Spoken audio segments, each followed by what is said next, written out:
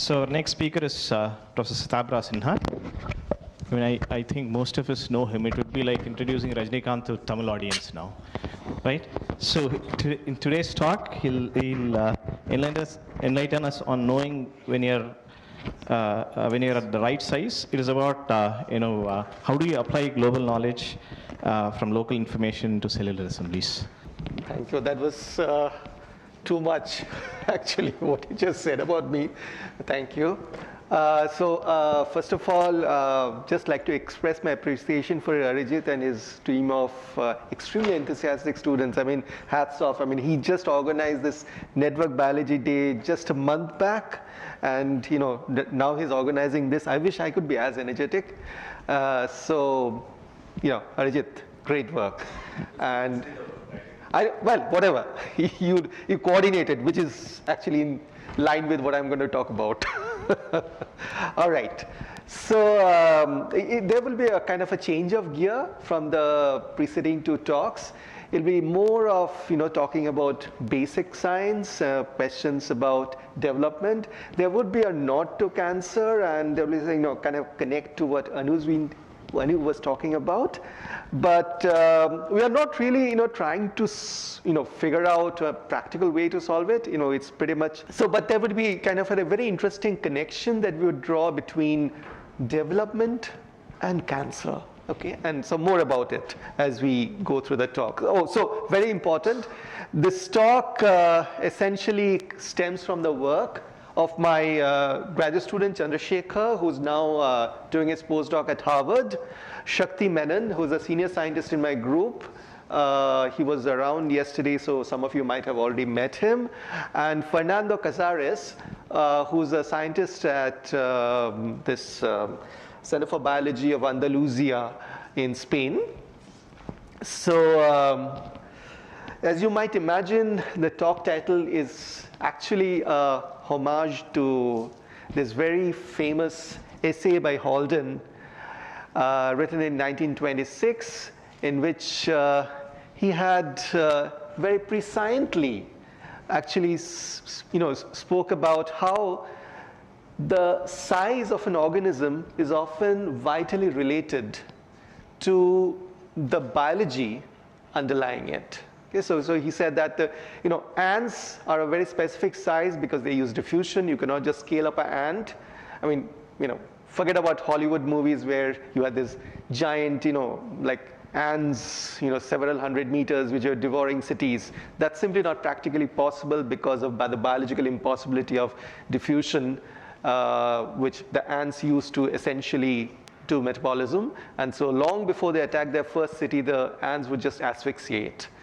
By contrast, you can't scale down a human to the scale of an ant because, again, it will simply not be able to survive given the biology by which it kind of pumps blood and so on. Okay? But the reason why I'm so inspired by this article or the essay is that essentially what he pointed out is that every system, be it an organism, be it an organ, or be it some kind of a tissue, has an optimal size, which is governed by the underlying biology. So it must grow to precisely that size or a range of size and no more. And if you have a breakdown in this regulation of the size, then you're in trouble. In particular, for example, uncontrolled cell division would lead to cancer. All right? But also in the case of development, you don't want to end up with an organism which has a giant-sized head with a puny-sized body, right? So we rarely see such abnormalities from happening. So the question we ask is, how does the cell know when the tissue that it is part of has reached the right size? And connected with this question is that given whatever information it gathers from its immediate environment, how do all the cells of this tissue switch off growing further by division in a coordinated fashion? So it's no good if certain cells continue dividing while other cells have stopped dividing. So they also need to coordinate. Right?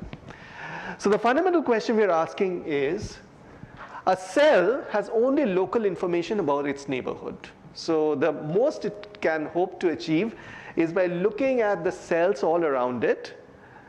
But then through this, it has to acquire a global information about how large the assembly of which it is part of is, whether it be tissue or organ or whatever, and accordingly take appropriate decision. So if it figures out from just local information that the tissue has grown to this particular size, it has to decide whether to switch off further division or not.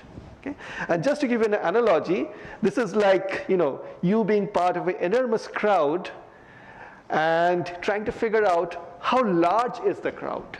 Okay? So this is of course from the very popular children's, actually not just children, a lot of adults also enjoy going through this, called Where's Waldo? So Waldo is this particular character, and you have to basically search where is Waldo in all of this, but it also illustrates this idea that if you are somewhere over here, how can you actually figure out precisely how large this crowd is, because you can only see immediately around you.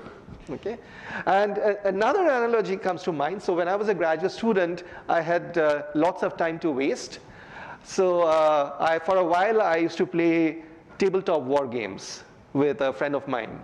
So we would recreate Waterloo, and I'd be, let's say, commanding the English side, my friend would be commanding the French side, and then we'll take turns and so on. And inevitably, most of these games, the French side won. Okay, but you know the real history of Waterloo, right? Napoleon lost. So doing this over and over again, my friend and I were very puzzled.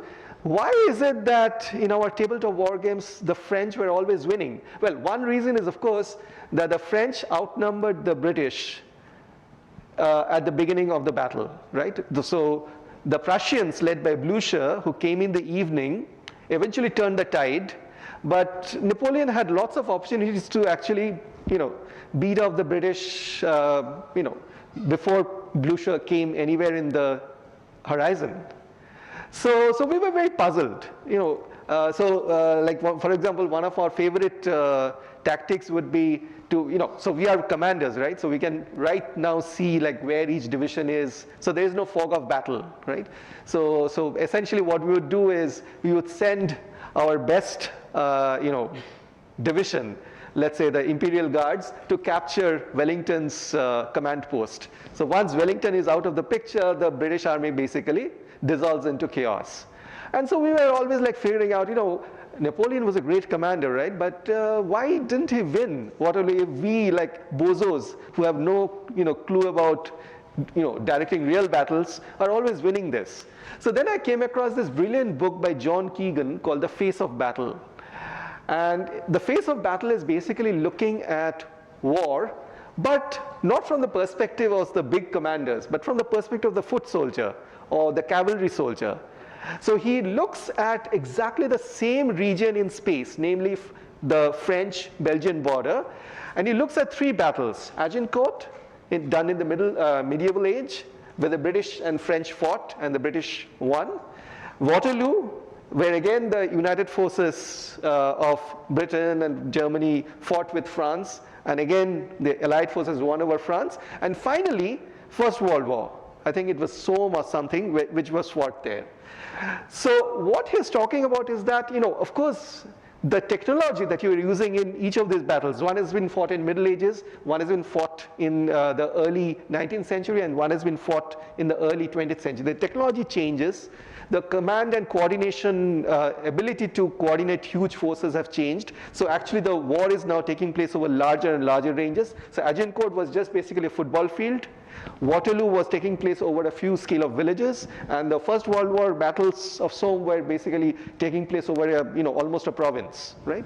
So that's because of the advances in technology. But from the point of view of the foot soldier, it's the same chaos. A foot soldier has no clue what's going on in the battle. Typically it's a he. I know it's very politically correct now to say he or she, but unfortunately in those battles it was always a he.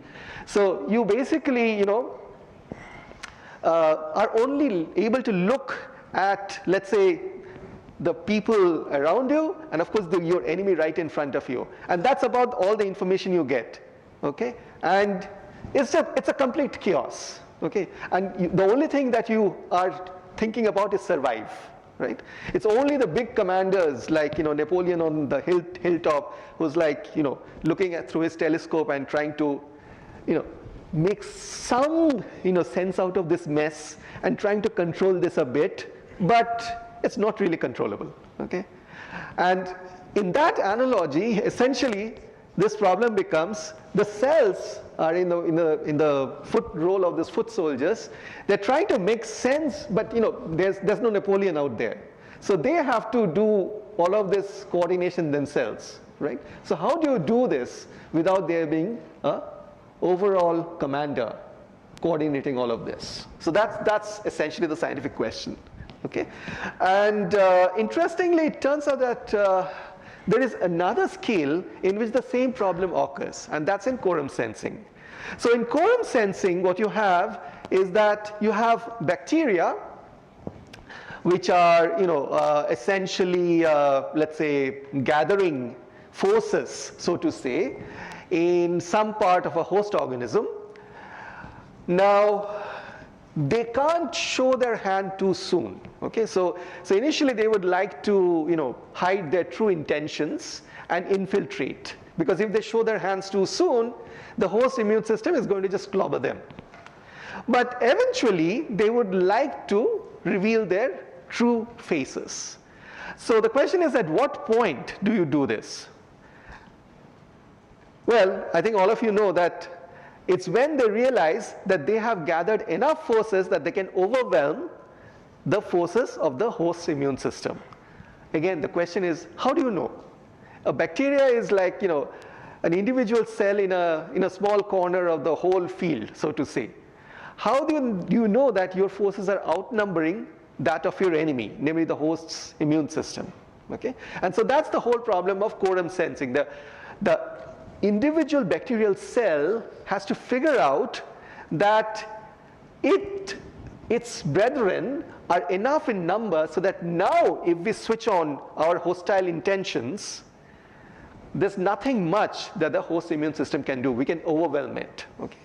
And there have been several mechanisms which have been proposed as to how the bacteria can do this. For example, one of the mechanisms that is proposed is that maybe what they do is that they just release chemicals which act as signaling molecules into this extracellular medium, and the other bacteria kind of sense it, and then they in turn release some chemicals. And so if each bacteria is acting as a receiver and a sender, so if you have enough chemicals accumulated in the extracellular medium, just by sensing how much of this concentration is out there, you can get a sense of what's the size of the crowd. Okay? But that need not necessarily translate into other scenarios, in particular, the problem that we are interested in, which is how to arrest growth when the tissue or the organ has reached the appropriate size. So what's the question over here? So how do individual organisms for individual organs, or for that matter the entire organism, know that they have attained their appropriate size and hence stopped growing? And of course we all know that if you fail to grow, then in the developmental scale you have deformities which could be potentially fatal. So this is a schematic picture of an overgrown Drosophila imaginal disc. And this is actually how it looks in the normal circumstances. So you can see that it's grown to some pretty weird kind of abnormally large size. And another side of this coin is that if you look at it once the organism has fully developed, so in its adult stage, then also unchecked growth can lead to problems. In particular, it can lead to cancer. So cancer and developmental deformities are, from this perspective, just two sides of the same coin. So how do we control growth? How do we make sure that it does not overgrow? So we have to somehow stop the cell cycle which regulates mitosis and therefore leads to cell division. So we know that we all start our life with a single cell. Then the cell divides into two. then each of those 2 cells divide into 4, the 4 divides into 8, 8 to 16, and so on, right? So if left unchecked, of course this will go to infinity, but it doesn't go to infinity because of lots of reasons. One of them being, of course, you've got finite resources. The cells need food, right? So long before you go to infinite, you'll run out of food.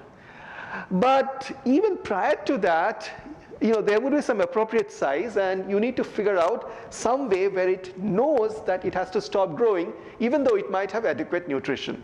Okay? So in order to prevent, further cell division once it has reached the appropriate size, you need some way to arrest these oscillations within the cells, which is essentially the hallmark of cell cycle, in a coordinated fashion. And we know that this is essentially governed, these oscillations are essentially governed by cyclin proteins, which govern the transition between different stages of the cell cycle. So, I guess most of you are very familiar with this, but just so that we are on the same page, the cell cycle is essentially this periodic manner in which the cell undergoes mitosis. So, as a result of mitosis, let's say a cell is born. So then it undergoes a series of phases, which includes this G1 phase, then a DNA replication phase, then another phase of cell growth, G2, and then finally it divides into 2 daughter cells. And so what is happening is that if you look at the cyclin genes, they're undergoing oscillations, so that after completing one full period, you'll have one complete cycle completed, and the original daughter cell now itself becomes a mother cell and divides into 2. Okay? And so what we need to do is somehow stop this clock. Okay? So the question is, how do we stop that clock? But it's not just a question of just stopping the clock. Maybe you can stop the clock individually at a particular cell. How do you stop the clock at the right time? That is, when the cellular assembly has reached the right size. Okay? So this is the question we are trying to address. So for this, obviously we need somehow the cells have to exchange information. The cells have to communicate. But we have already said that the cells can only communicate with their immediate neighborhood. So what are the various mechanisms by which cells gather information about their neighborhood, or cells kind of communicate with their neighboring cells? So broadly, you can think about 3 mechanisms. One is diffusion. Okay? The problem with diffusion in our context is that it's pretty rare for large biomolecules like proteins and mRNA to diffuse between cells because of the plasma membrane which separates the cells. So each cell is kind of bound by this boundary of this plasma membrane, typically a bilayer lipid membrane. And this is kind of acting as a barrier for messenger molecules like proteins and mRNA to go through.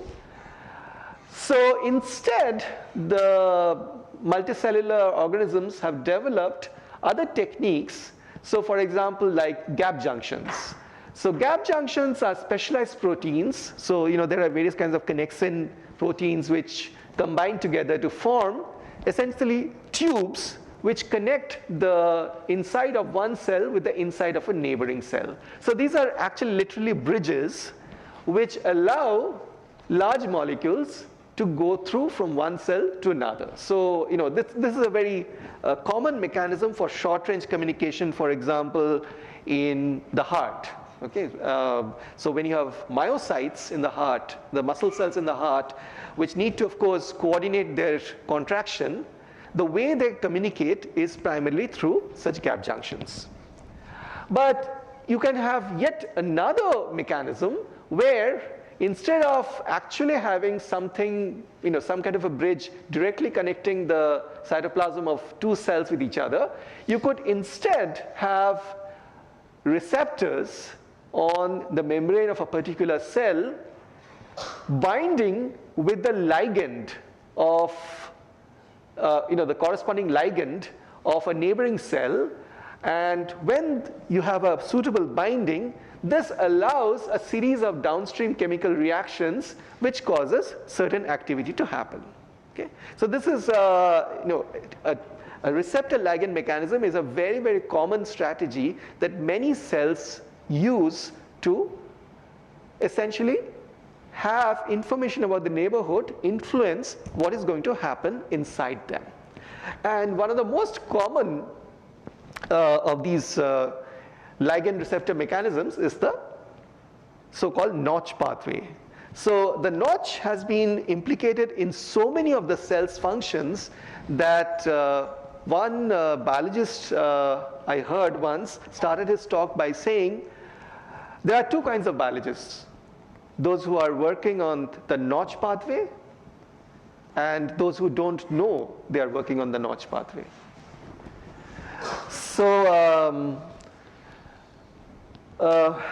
let's try to look at how, by using this notch pathway for communicating between cells, we can actually propose a mechanism for arresting the growth. So the simplest scenario would be, let's say your cell density is initially pretty low. Okay? So in that case, most cells are not directly in contact with each other. As the cells divide, the cell density starts increasing, and as a result, the crowd, because of the crowding, the cells are much more likely to be in contact with each other. So finally, as more and more divisions happen, you go from a situation where the cells are pretty much not in contact with each other to where there is some intermediate level of contact. And finally, they are like Chennai public buses during office hours, right?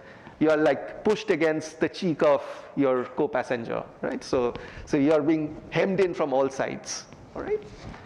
So what we are doing is we are looking at the behavior of a cell cycle oscillator. So many of you may have heard of this repressilator, right? So it's a model which was proposed by Leibler and co-worker long back, but we now know that there are actually, in fact, many such repressilator-like motifs of three genes which are mutually inhibit each other in a cyclic fashion. So you have gene A, which is producing a protein which inhibits the expression of B gene, which in turn produces a protein which inhibits the expression of C gene, and C gene in turn inhibits the production of A gene. Okay?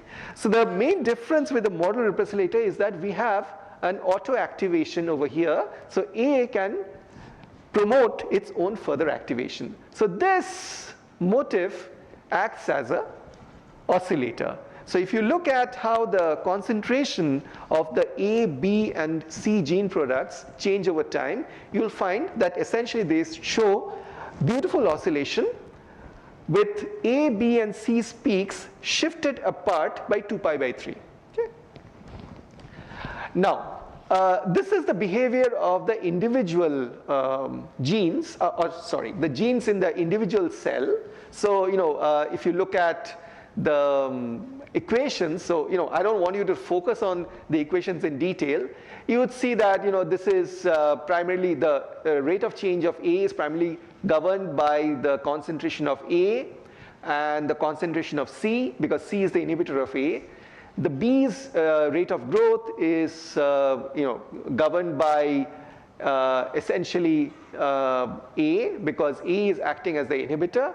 And finally, C's behavior is governed by B's repression. Now, you see that there's something in addition over here. And this is how essentially the cell talks to other cells. So what is happening is, here you have this receptors and ligands which are colored in red and blue. So when there's a receptor ligand binding, this produces a signal, okay, which we can call the contact induced signal. So this in turn will trigger a signaling cascade which eventually would have an inhibitory effect on the expression of the gene C. So I draw this with a dashed line because there could be some intermediates. It need not be that S immediately inhibits C. It could be through some intermediates.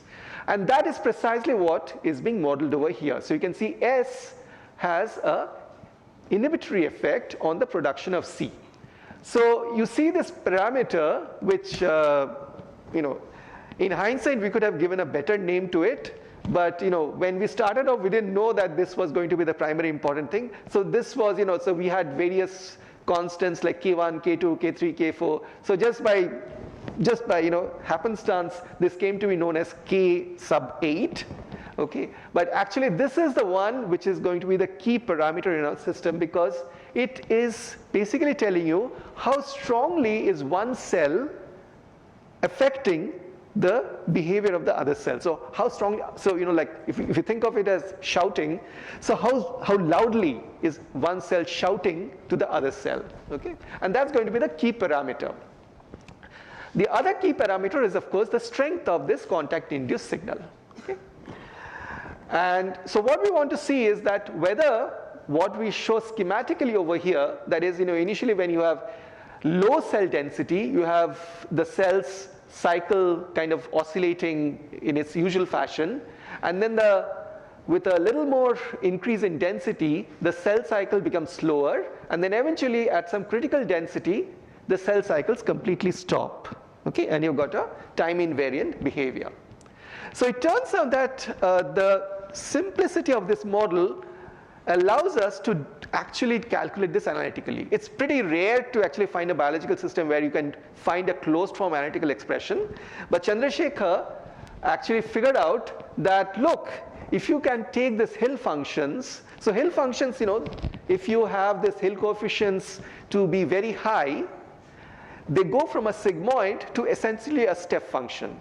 Okay, so step function means that if the value is less than this half saturation constant K, it will be completely switched off. And if it is greater than K, it will switch to its maximum capacity. So let's say it goes from 0 to 1. So it acts exactly like a step function.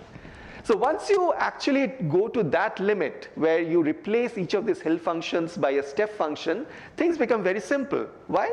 Because now you can just talk about the state of each of these cells as just a string of 3 numbers, which could be either 0 or 1. 0 means it's not expressing, 1 means it's expressing.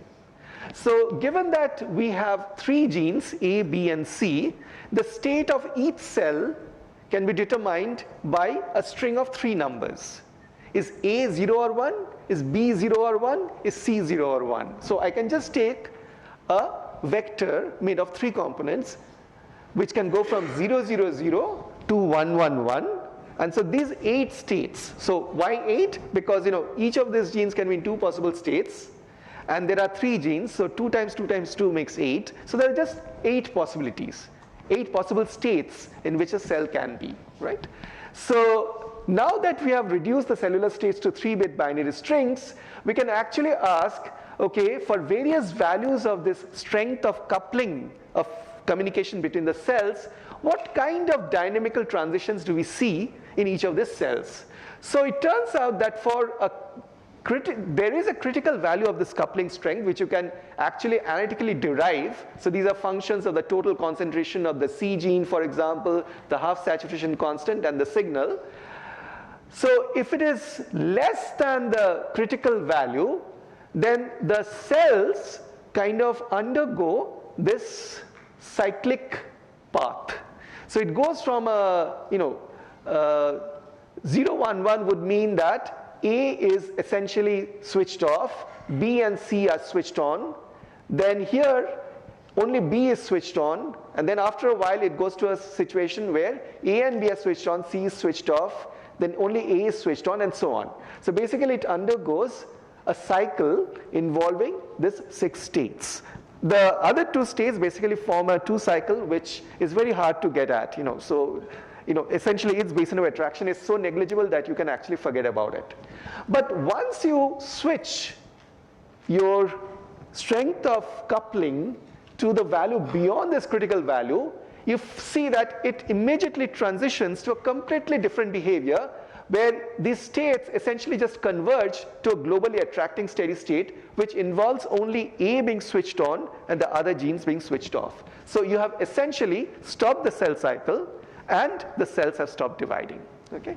So you can see pretty easily that how just changing the strength of the intercellular coupling, you can go from a situation where you have cells undergoing regular oscillations and so therefore dividing, to a situation where the cells have stopped dividing and you have growth arrest.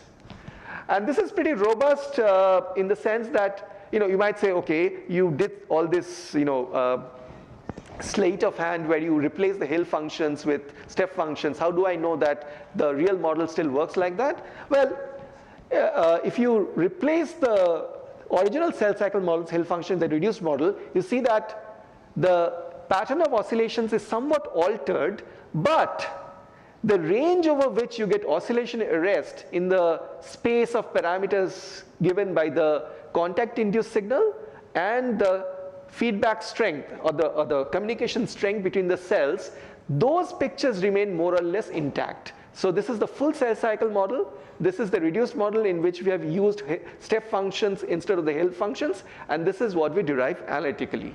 So the key parameters over here are the strength of communication between the cells and the intensity of the contact-induced signal, which you may recall increases as the cell density increases. So eventually, if you take any value of this strength of communication, you realize that after a critical signal, that is after you reach a critical density, the oscillations which regulate cell growth would be arrested and you will stop dividing. So the color represents the oscillation frequency, which is scaled so as to between 0 and 1. So 1 is the maximal frequency, 0 is like not oscillating. So you can see that it pretty much behaves pretty similarly even in the analytical expression compared to the cell cycle model. But now we kind of started asking a slightly different question. We said, okay, this is fine. It's also simple to understand that as density increases, you'll have more signals coming, and that can actually induce you to go to cell arrest or growth arrest. But what if you look at confluent epithelial sheets? So where's the problem? The problem is that unlike the previous system I told you about, in an epithelial sheet, like for example our skin, the cells are always in contact with the neighboring cells. So you can't argue that, they stopped dividing because now they have many more cells talking to them. Well, they're always in contact with other cells, no matter what stage they are in. So how is it that in the case of a confluent tissue where the cells are always in contact with other cells, the cells are basically forming, like a fully in touch kind of system, how do you actually have cellular arrest? So they must be using some other kind of mechanism. So, yeah, do I have 5 minutes or? Okay, couple of minutes, okay, good. So one of the things we realized is happening is that as the tissue grows, you go from a situation where the morphological characteristic of the cells, its size and shape, actually change so that you go from something which looks pretty disordered like this to something which is very ordered like this. So the reason this is happening is that here the number of cells is relatively low, so you have a lot of freedom in having various kinds of sizes and shapes. So the number of neighbors you have can also alter. So you can see that some cells are slightly larger, and so they have more neighbors. Some cells are smaller, so they have fewer neighbors, to a situation where the cell density is so high that you basically go to this tightly packed geometric structure. And that the most efficient way of packing cells is the hexagonal close packed lattice. So eventually it will go to a hexagonal kind of close packed structure.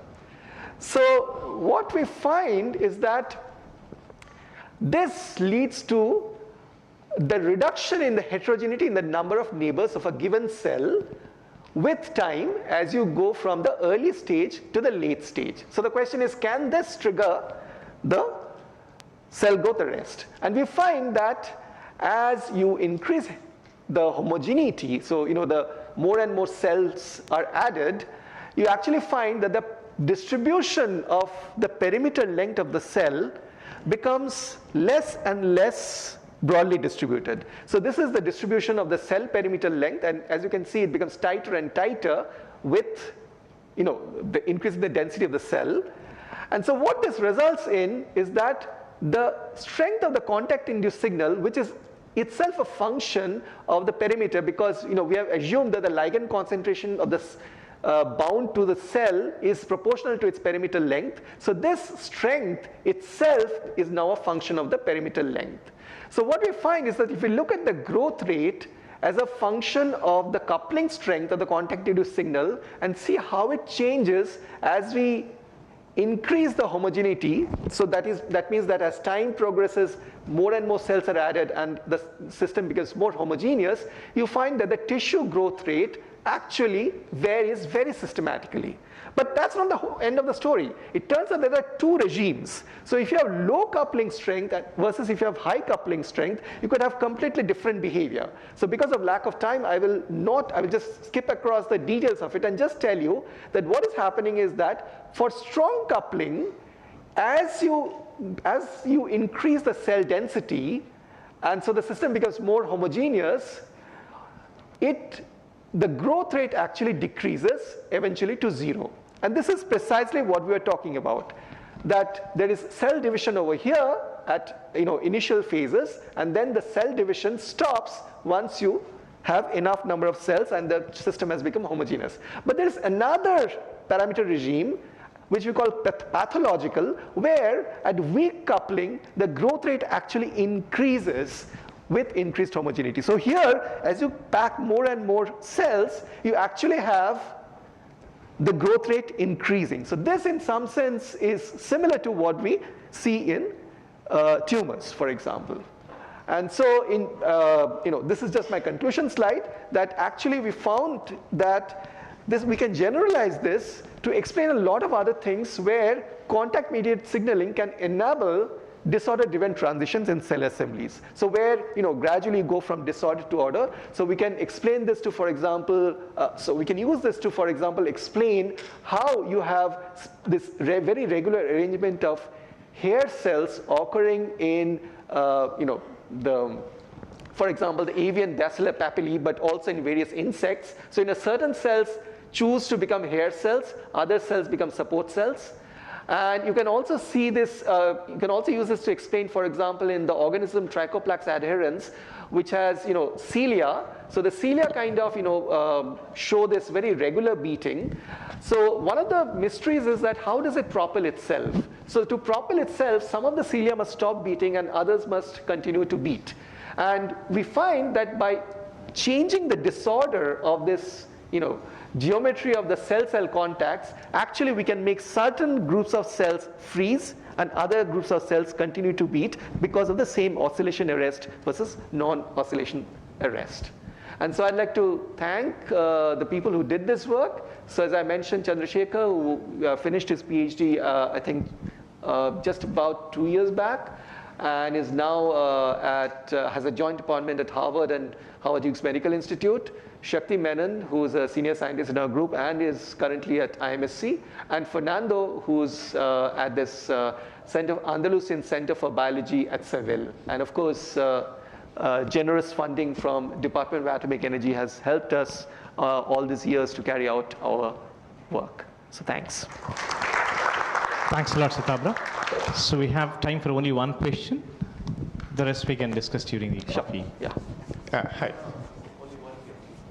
So please go on. Okay. Hi. So the question is that given your line of thought, how would you now think about the growth of a duct, say for example, where the duct is growing, but you are not allowed to change your, in a given cross section, you are not allowed to change the number of your neighbors.